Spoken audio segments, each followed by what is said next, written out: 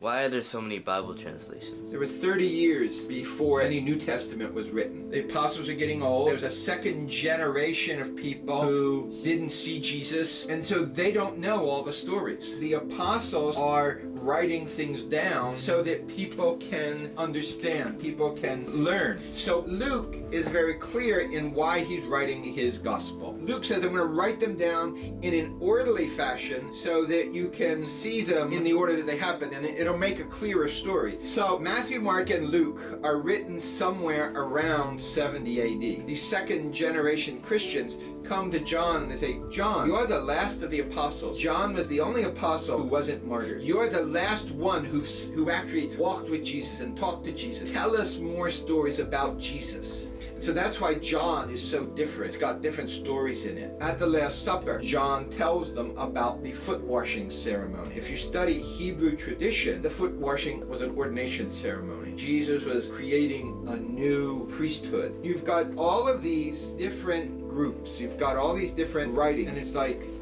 what?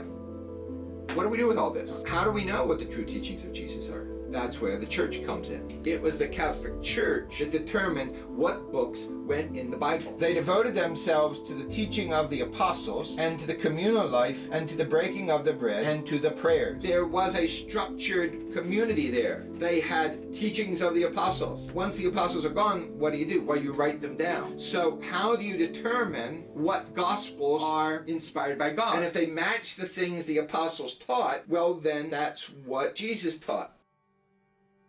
There was a pope, and he said, why is the Mass in Greek?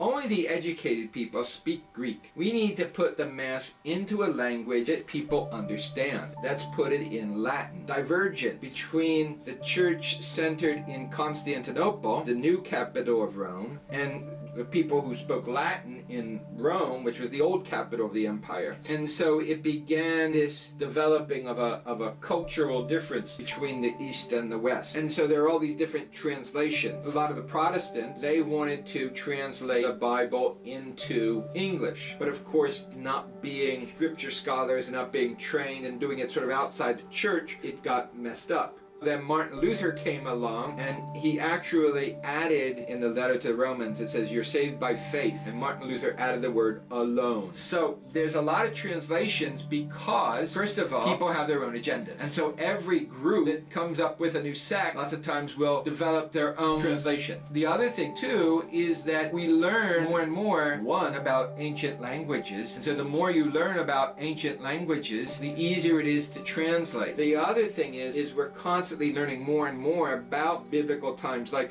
for instance the Dead Sea Scrolls. And so there's a lot of scholarship that goes into how we translate the Bible.